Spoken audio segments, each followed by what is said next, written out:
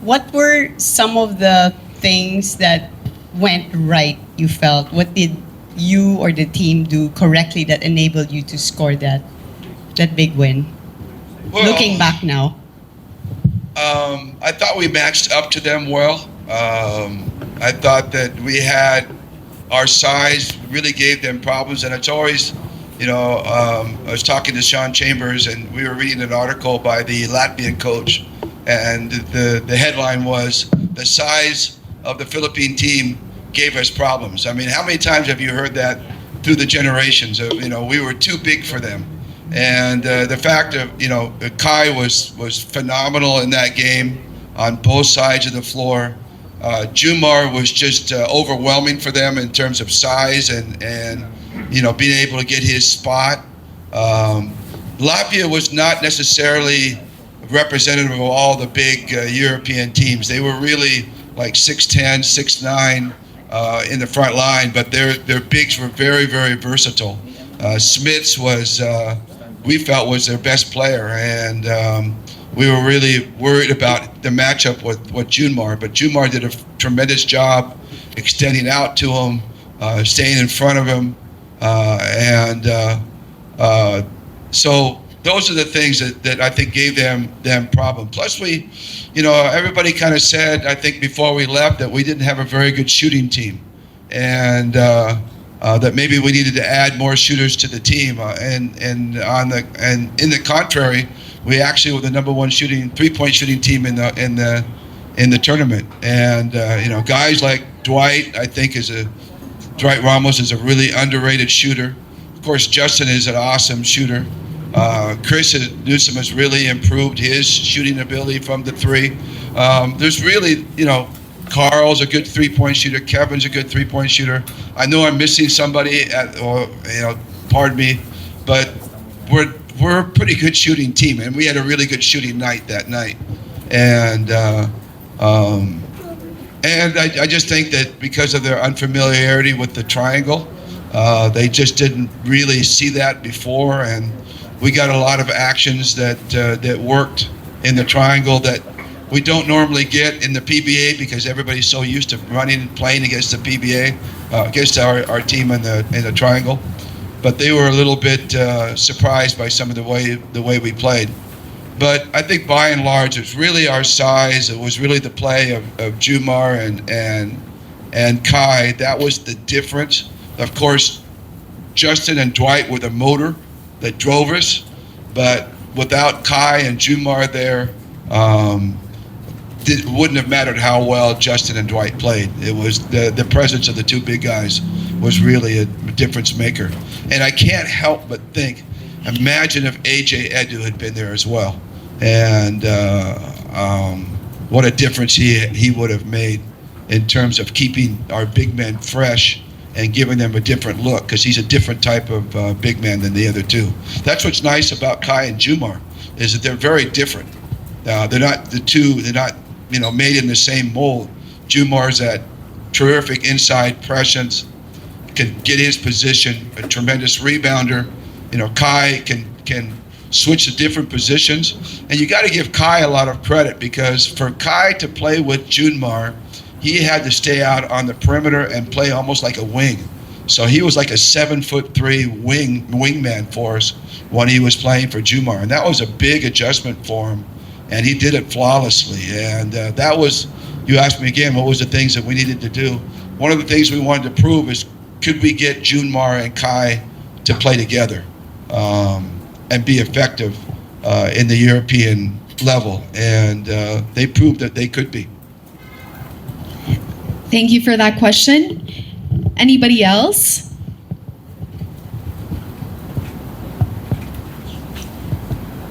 Are there more questions from the media?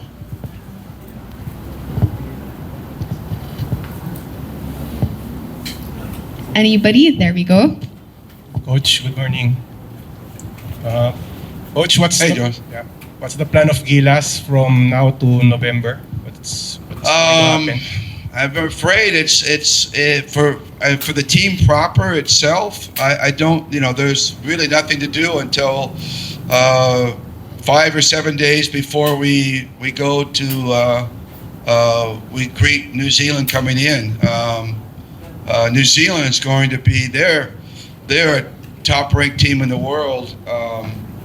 They've made it to the they didn't make it, but they beat who did they beat in the OQT? Slovenia. They beat Slovenia. I think they beat Slovenia and Luka Doncic. Was that who they beat? But New Zealand is really going to be a tough team for us in the FIBA Asia, and we're looking forward to measuring up with them because they have handled us easily in the last few years playing against us. So we're really looking forward to locking horns with them on an Asian level, and that should be a really good fight coming in when they come in. But outside of the team, I mean, Erica D and Alpin Lilio, they're constantly working.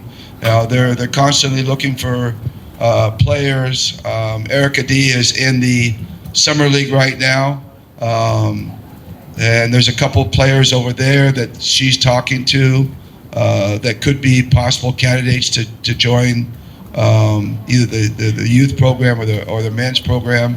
So there's always that stuff going on a management level. But for the team right now, the team itself, the players themselves, they are back with their own teams and they're getting ready for their own season. But I think they're all excited to come back in November. There's a really nice, Chris Newsom was talking to me after it was all done, and I said, so how you doing? He goes, the thing that he really enjoyed about this OQT trip was the camaraderie and the chemistry that went on with the team. He said it was just fantastic being with everybody, and he felt everybody felt that way. So if that's the case, they're going to be excited to come back in November and be with each other again. Coach, just to follow up on that, talking about New Zealand and Hong Kong, I'm sure you were able to, look at the competition and, the advantages or disadvantages, challenges at that you guys will be able or will have to face. Could you give us an idea of what that would be for New Zealand and Hong Kong? I'll give you my favorite line. If I tell you, I have to kill you. No, honestly, we haven't really done too much at this point. As we get closer, we will spend more time. I obviously have watched New Zealand play because they're entertaining and they're one of the world's top-ranked teams. They're not a huge team in terms of a lot of 7-footers, but they are tall across the board. They're all 6'8", 6'9". The forwards are that height. The guards are 6'5", 6'6". So they're really even across the line. So they really cause a lot of problems. And again, historically, they have been a really tough team for us to match up to. But we haven't really, again, come into and playing them with a Kai and a Junmar playing together. Having a naturalized player like Justin, and then I think that we can match up to him a whole lot better this time around. We played Hong Kong in Hong Kong, struggled against them in the first half, and then beat them in the second half. But we're excited about playing 2 home games. I think that's the thing that we're most excited about, is being able to put that team out there. I know we play out in Latvia, and we played in Taiwan. We played Hong Kong at home. Sorry, we played Hong Kong away, and we played Taiwan at home. But what thrills the guys most together is coming together and being able to play in front of our own fans. So I think that's the most exciting part of it all, is that we're going to play New Zealand here and in front of our own fans. And it's going to be a really tough game, but we're hoping we can surprise them and do that in front of our home fans. All right, thank you so much, Coach. Any more questions from the media? Coach, if I may just add, Yeah. just an added question. I know that there were injuries during your preparation for the FIBA OQT. Is there a plan that you plan to expand the pool to maybe 16, 18 players? Be honest, absolutely not. And I know that's been out there. I guess someone wrote something that I was going to do that. I think it was misunderstood. We're not going to expand the pool. Again, because of the short, if I can explain this, because of the short preparation time we have, it's the teaching part of the team is much harder when you have a big pool. If you have 18 guys on your team, then you have to teach all 18 your system. And it gets very unwieldy and difficult to do that, especially if you're only talking about 10 days or 7 days or something. If you've got a whole season, a whole year season to teach 18 guys, and that you can teach all 18 easily over a period of time.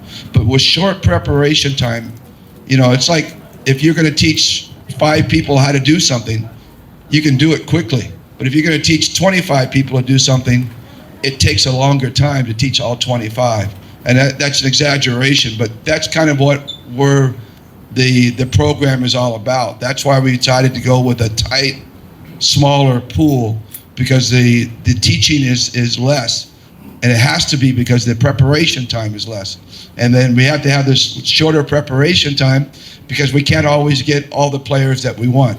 So you can see how it kind of lines up. And there's a reason why we're in a small pool. I mean, I would prefer to have a bigger pool. I would prefer to have a longer, preparation time. I prefer, any coach would. I prefer to, prepare for a month or 2 before we go into a tournament. It's just not feasible. So we have to work with what we have. So the idea is that I think that people around, the players around the country, if we call, they will come, unless something personal has happened, or like what happened last time. It happened so late we couldn't get visas for everybody, and that happened. So these guys know that they're, we talked to a number of guys, and they know that they're on the list. They know that they're we could call them at any time, and if they're available, they will play. But we're not going to keep asking a whole bunch of guys to come to our practice and go and travel with us. We were good with 11 guys in the last OQT. We only played 10, actually, in the OQT. We never got, and I feel really bad about this, but we never got Mason Amos to play. And one of the reasons we didn't get Mason to play is because he was new to the pool, or new to the team, and we didn't really get him into the system well enough because he wasn't in the first window. So we just didn't feel comfortable with him really being comfortable in the system. So that's why he didn't play. So we only played 10. And again, everybody knows me. I'm not a deep rotation coach. But Mason was really valuable to us in terms of being there for practice and being able to get in and out of the practice and give guys rest and continue to learn.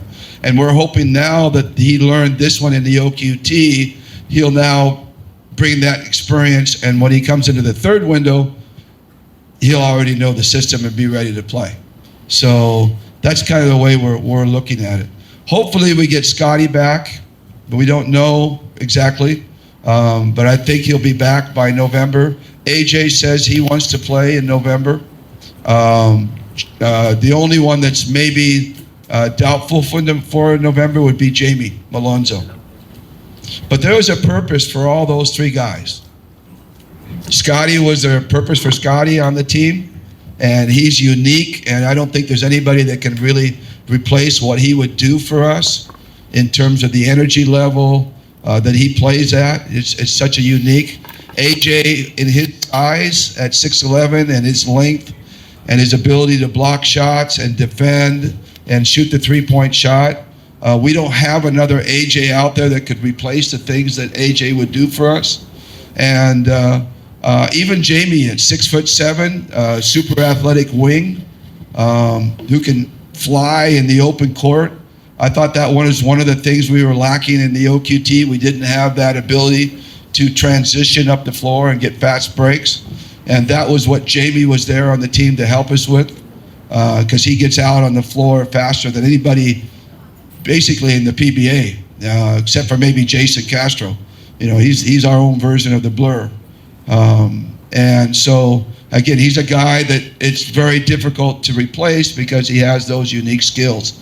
So if we can keep those three and get them healthy, we certainly want them to be part of the 12. So as of now, they are part of the 12. And if I have to say, Mason and Japeth are still our alternates for those 12 guys. Any more questions? Coach, Yeah. yes, good morning. Morning. Yes, there was some speculation online that Kevin Kiambao might not be available in November because of the UAAP season that would be going on at that time. Would you care to comment on that, or have you discussed that with Kevin in Luzon? Well, as far as we know, and then you might have newer news than we have, but as far as I know, we have a complete agreement with the UAAP, and it was already established before the first window, that the UAAP would free up their players, would mend their schedule so that they could play in the window. So I fully expect Kevin to be part of it, and Mason Amos also, I expect him to be a part of it. This was something that the UAP, we had a meeting with Al Panlilio and Erica D and all the stakeholders. I think a lot of you, some of the press were there, and there was a full agreement that the PBA and the UAP and the NCAA, who were there also present, would make guys available. So unless you've gotten newer news than we have, and they have changed their tune, which I don't think they have, I think they would have informed us already. I fully expect Kevin to be there. Kevin's an absolutely huge part of this program. I mean, he is, without a doubt, our future. Within a year or two, he will be the veteran on this group. And some of the veterans that we have are going to get a little older and may not be available for the World Cup. And that's just the way you build a team, right? I can't guarantee that the 12 guys that we have now are going to be the same 12 4 years from now. I can't say that about Inebra. The 4 guys, the 12 guys or 15 guys that we have on Inebra will be very unlikely be the same 15 guys in 4 years from now.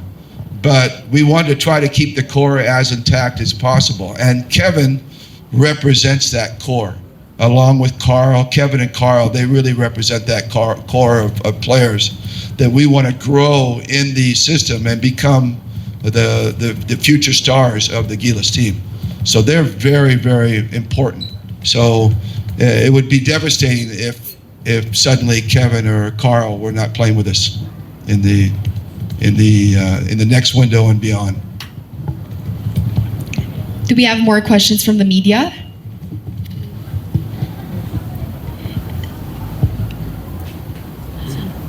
All right. Oh, yes, please go ahead. Coach, maybe out of topic, but any news on Benny Boatwright's naturalization? Well, it's in the works. It's still in the works. And again, it's the same thing. Justin's 35 years old. We all have to admit that. I have to admit that I'm the age that I am, and I hate to admit it, but we all have to admit that, guys get older.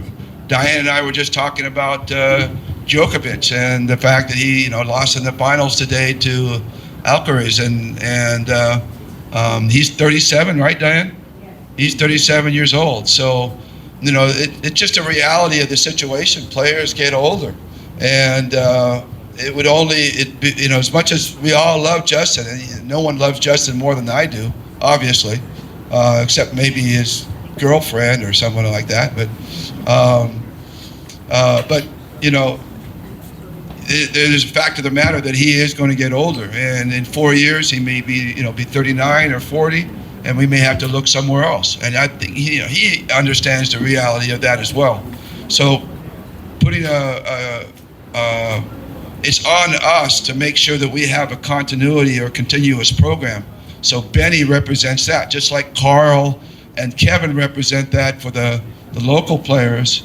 Um, Benny represents that for that naturalized position, and we're excited about him. And I know he's in the works. I know that the whole naturalized procedure is going on as we speak. I don't know exactly where it is at this point, but and I know Benny's really excited. I remember talking to him. I said, the next Olympics is in LA, and he didn't realize that, but he's from LA. And he goes, "Oh my God, could you imagine if I could play in the Olympics in Los Angeles, in my hometown? I mean, that would be, the greatest thing that would ever happen to me." So, whether that happens or not, and whether, again, you can't predict what's going to happen in 4 years. Maybe Justin has a fountain of youth, and he sticks around. We don't know, but he's there, he's available, and again, he represents our future in terms of the naturalized position in our team. He's a great guy, by the way, Benny. Coach, just a follow-up. Do you have any plans already of incorporating him in the program, maybe as early as the November window? That's something we would explore. That would really be on him and whether he'd be available. Obviously, if he'd be available to come in for 5 or 7 days and work with us for 5 or 7 days and get a feel for us, that would be awesome. Like I said, our preparation time is only going to be max 7 days. I think it's scheduled for 5, but we're trying to see if the stakeholders will allow us 7. But I think this one was scheduled for 5. I know the first one was 7 days, the window. The OQT was 10 days, and this one's supposed to be 5 days. So again, these are all agreements that we made at the beginning of the year, and we're going to try to stick to them as much as we can. I think the actual 10 days before the OQT ended up being 11 days. We called them in a day earlier than we. So we did. We went actually 11 days. So hopefully, maybe we go 6 or 7 days instead of 5 for the November window. But you make agreements, and you just can't change horses in the middle of the stream. You just can't change and do something different. You gotta stick to what you started with, and this keeps everybody in line. And surely you'd like to make adjustments here or there, but really you have to stick to your agreements. And after this year, when the year end, we'll get together again with the stakeholders and hopefully set the schedule up for the following year, and we'll see what can be done for the following year. I think we have four windows next year, including the SEA Games. So that's up in the air also. I don't know what the PBA and the UAAP are going to do about the SEA Games. So those are things that we'll talk about in the future. Coach Dennis. Coach, Dan. can you talk about the arrangement with Sean Chambers? I know he's a critical guy for you in implementing the triangle. What's the arrangement with him, Coach?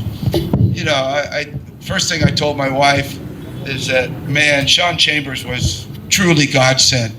We asked him literally at the last moment to join us, and he's just came and he's got this huge FEU program that he's so excited about, and we tore him away from the FEU. We had to talk to to his bosses and get their agreement, and thankfully, and they said yes as well.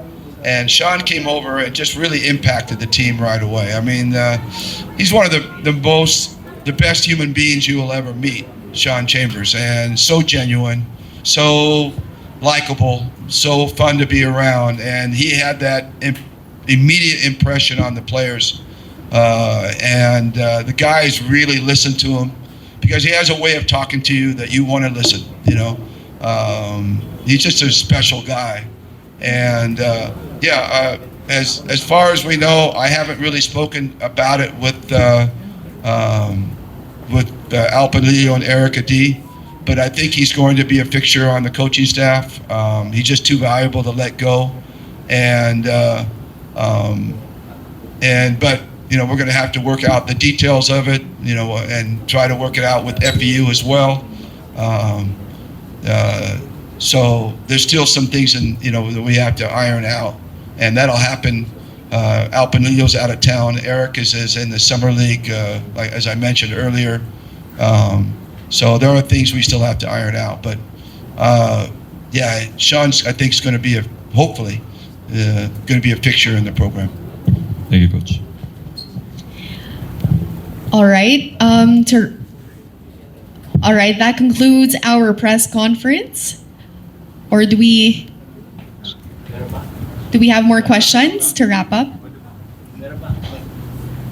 I'm good. I'll be here all day, man. You know me. I can Thank talk you, forever. Coach. You're the ones that want to leave, not me. You got work to do. Please go ahead. Coach, you mentioned the conversation with Chris Newsom earlier, and he's arguably been one of the more efficient guys on offense in that OQT run. When you was facing him and the Bolts in that semifinal series, did you expect him to have this kind of impact in that OQT run for Gilas? Well, we were without Scotty there. We were totally dependent on Chris, and I guess you'd have to say that was another question that we had. Could Chris step into Scotty's shoes and do some of the things that Scotty does? And he did it, but he did it in a different way. He did it. He was very calm. He was a calming influence on the whole team. He never was rattled, and he took over that initiator spot. We don't call in the triangle. We don't call the lead ball handler a point guard. We call him an initiator, and Chris was just a tremendous initiator for us. We hoped that Dwight could do it as well, and Dwight did it very well. But then we realized that Chris was really the guy that could do it best, and it allowed Dwight to slide over and do some of the things he does better. So it became, when we went into the tournament, we felt that Dwight would be the lead initiator and take Scotty's place, and Chris would back up Dwight like he would Scotty. But then Chris was such a obvious presence that eventually we had to make him the lead initiator and then make Dwight the backup initiator to him. So that worked out really well because Chris was just, again, he played with such calmness, and he did the same thing in the semifinals against us and the finals against San Miguel. He was just the calming factor for that team. Whenever things started to fall apart or go by, he would calm everybody down. And so he was absolutely invaluable in that OQT. And he's a veteran, and he played like a veteran, and he was treated like a veteran. For all the young players went to him, Carl and Kevin, and they all went to him and got advice from him. So he was the true leader on that team. Thank you for that question. Coach, I just want to ask about Junmar. You've touched on him playing alongside Kai. Could you talk about the development of Junmar in the international game? Well, I don't know if there's, Jumar is about as fully developed as you can be at his age. He is at the top of his game, and we just haven't seen Jumar really at that level play consistently. And I was saying it last year when we were playing in Estonia and Lithuania in our preparation for the World Cup. There wasn't any European big man there that could hold him. They could hold a candle to him. He was just absolutely dominant. So I was very comfortable going into the OQT with Jumar. I knew that he was going to be, a dominant player there. You could see they built the game plans around him. They were doubling him. It was as if he was playing in the PBA. That he was being guarded by 6'11", 7-foot players, and they were still double teaming him. And they were doing everything they could to get him out of the paint and just punish him. They were playing him incredibly physical, and he was more than holding his own. I think coaches, when they came and played us, I think their number one threat that they had, outside of Justin, of course, was what are they going to do with Jumar? They knew they couldn't handle Jumar one-on-one. And so he's a dominant force. And the fact that he was able to play with Kai and put, that kind of put them in a quandary, the other teams, because, who do you put your big man on? Do you put your big man on the guy who's 7'3", or do you put the big man on the guy who's 6'10"? And so generally, in the beginning, they would all put him on Kai, but then Kai would be outside, and then Jumar would kill the 6'8", 6'9" guy inside. And then by second half, you could see all the coaches would switch it, and they would put the big guy back on Jumar, and then put the small guy on Kai. And then Kai would have free reign around the basket or off to the offensive rebounds, and it would cause them all kinds of problems. So the fact of having Kai and Jumar together was a tremendous mismatch for a lot of the teams. And again, you think about it, that's the first time they've ever played together. We only had 10 days of preparation to do that, and they had to do it within a brand new system neither of them really know. So if you can just kind of envision what it would be like in the future, these guys get comfortable with each other. You add again into an AJ who can play with both of those guys and keep them fresh. So you have a 3-man rotation playing together that's 6'10", 6'11", 7'3". If you can envision that, and these guys getting better in the system and better knowing each other and more comfortable in their roles, how good can these guys get? I think that's the question. How good can they become? And that's really, really exciting. But like I said, this was a huge sacrifice for Kai to have to play in the wing position with Jumar, because he had to go completely out of his comfort zone. And so you got to give a lot of credit for Kai for, number one, being willing to do that, and number two, embracing it and doing it well, considering how many 7'3" wing guys do you know out there except for a Wembayana or a Holmgren? You don't see very many 7-footers playing on the wing. And he did that. He played on the wing for us. So that was amazing. That's just a tribute to his talent and how good he can be. Coach Tim Denison again. Coach, can you talk about RJ's the possibility of RJ backstopping you in the Gilas program? Well, that's a long ways away right now. And again, again, he's a young guy. It could be 3 or 4 years from now. You don't know what the team's going to be. But I keep emphasizing, every time you put somebody in on a team, you bring RJ in, you have to take somebody off. So who would you want to take out for RJ? Can you tell me that? Contingency for Scotty whenever he has a bad back. Well, again, we're going to stay to 12 guys. So yeah, he could be a possibility. It could be, it could be, I don't want to mention a whole bunch of names because we already talked about these guys. I don't want to put pressure on these guys to, have to, so I won't mention names, but we talked to 3 or 4 guards, we actually had a list of 6 that we were willing to talk about when Scotty got injured. When Scotty finally told us that he wasn't going to make it, we really felt that he had a good chance to play up until about 2 days or before we went into camp and into the Inspire camp. So, but we just couldn't get anybody to. It was weird because each one had.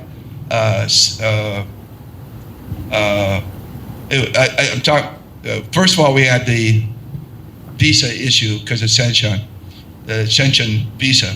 But for the guys who had Senshin visas, everyone had a personal thing that they couldn't get out of, and it was only 2 days' notice. So, for them to get over, and so it just worked out strongly. And I wasn't, I felt like, honestly, and I don't know if I should even say this, but I was good with going with 11 from the very beginning. I didn't need to get a 12th man, but I think for the program's sake and for the visual sake of the fans and everybody, they would say, why are you only going with 11? So that's why we went out and tried to find that 12th guy. was really more just a perception reason rather than, wow, we really need a 12th guy to be on the team. We knew that we'd probably get a little bit hammered for taking 11, and we were for a little bit, but again, they keep going back to the idea that, that RJ might be a different example because he will be practicing with us and he'll know the Enebra system, which we're using in the national team in Gilas, but so he might be an exception. But generally, that's one of the reasons Japeth was the guy that stepped in for us, aside from his size and athleticism, but he also knew our system really well. So RJ might be the exception, but generally, again, you bring somebody in, you have to teach them all over again, and you have to start from ground zero, teach them like we had to do with Mason Amos. So the effectivity goes down. Thank you, Coach. Any more questions?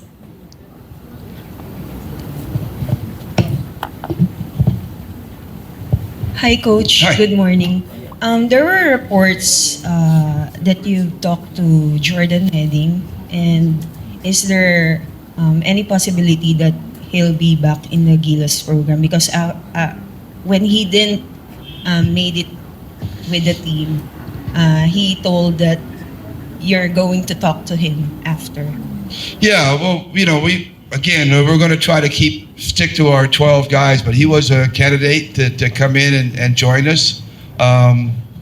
If we continue to have injured players, then we will give him a call and talk to him, and he wasn't the only one we talked to, and he couldn't have it because it was a personal thing with his family matter. He had a family matter going on. He really wanted to join, and he still wants to join. And but again, there's only 12 guys that you can put on the team, and I'll throw it back at you. If you want Jordan on the team, who do you want to take off? And that's basically the challenge. If you want to bring somebody onto the team, somebody has to be removed. And right now, the chemistry is really strong. And again, I talked earlier about Scotty's particular role on the team, AJ's particular role on the team, and Jamie's particular role on the team. And they have specific roles. So if we replace those guys, we would want similar players to try to fill out that role. And so, again, these are really, really difficult decisions. Jordan is a tremendous shooter and a great player and a great person, by the way. And so are the other guys that we talked to. And it was kind of like, at that moment, we needed you, and we were hoping we could get you.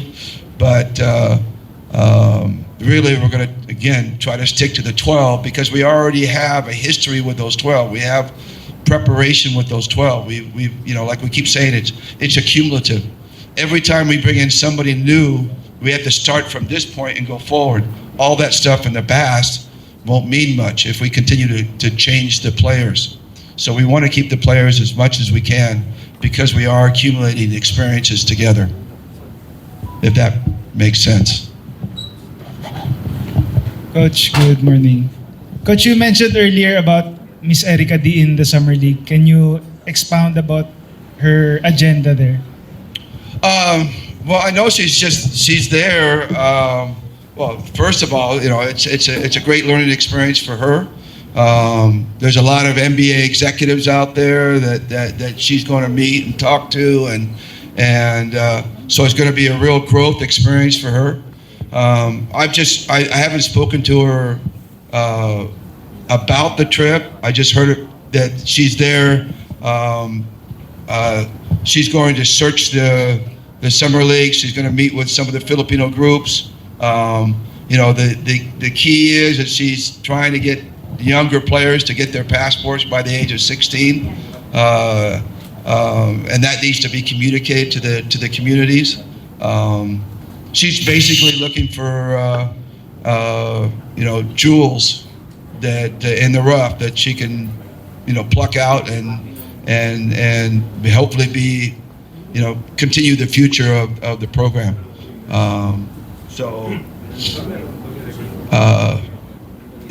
That's stuff that goes on behind the scenes. It's constantly going on. Norman Black is very much involved in that.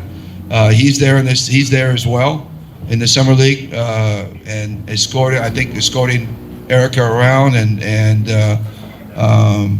so that stuff goes on constantly throughout the year. They're constantly looking. Norman Black is constantly doing camps around the country, trying to discover people. It's a real process that goes on throughout the year. We only see the end result, which is the Gilas team, but there's a lot of stuff going on with the youth teams. The World Cup that just finished in Turkey, and that team was good, but they lost their best player. They lost their best player, Kiefer Alas, and they lost. And they just really lacked size, so they needed to go out and find guys that can compete at the world stage and that are bigger. And I think that's what Norman and Erica are looking to do. Do we have more questions for Coach Tim?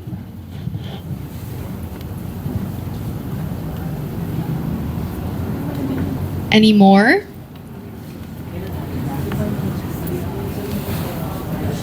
All right. Well, that wraps up our press conference with Coach Tim Cone. Coach, thank you so much for your time. Yeah. Thank you very much. Let's all give him a big round of applause. Thank you so much. And Are we going to watch the video, or is it going to work? There it goes. there we go. It's funny. We didn't expect to be here, but then when we got here, we expect to win. So it's very painful.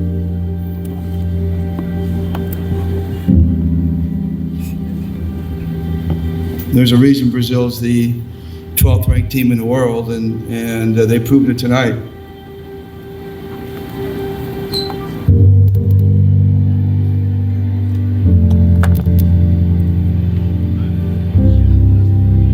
Bottom line is we just weren't good enough tonight, and we got to be better. We're trying to tell ourselves that almost isn't good enough.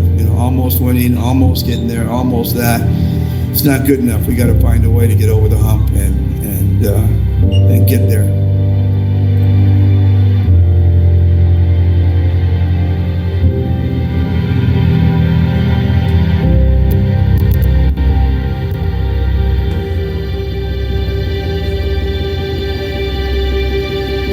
We're going to hopefully keep these guys together over the next, 3 to 4 years, trying to keep them together going into the next World Cup.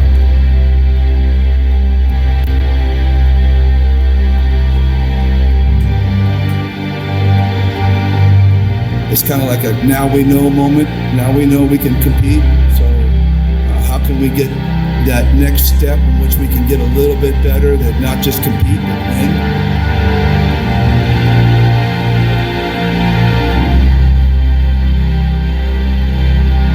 We're not going to jump up and down and say, yay, we did our thing and everybody was proud of us. Hopefully that doesn't get into our mindset. We need to keep pushing and moving forward, getting better.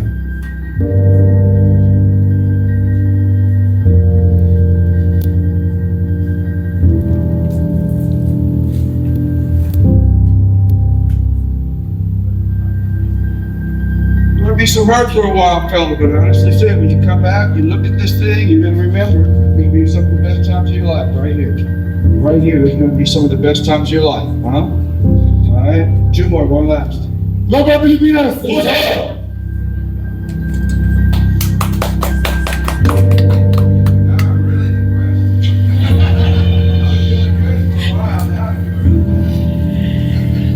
Great effort from our Gilas Pilipinas at the FIBA Olympic qualifying tournament. Thank you so much, Coach Tim, for joining us. And for further announcements on schedules and ticket sellings for the FIBA Asia Cup window that's happening in November 21 and 24 at the Mall of Asia Arena here in Manila, you may check all of that at the Facebook page of the Samahang Basketball ng Pilipinas. Thank you so much to all our media friends for joining us. Have a great day.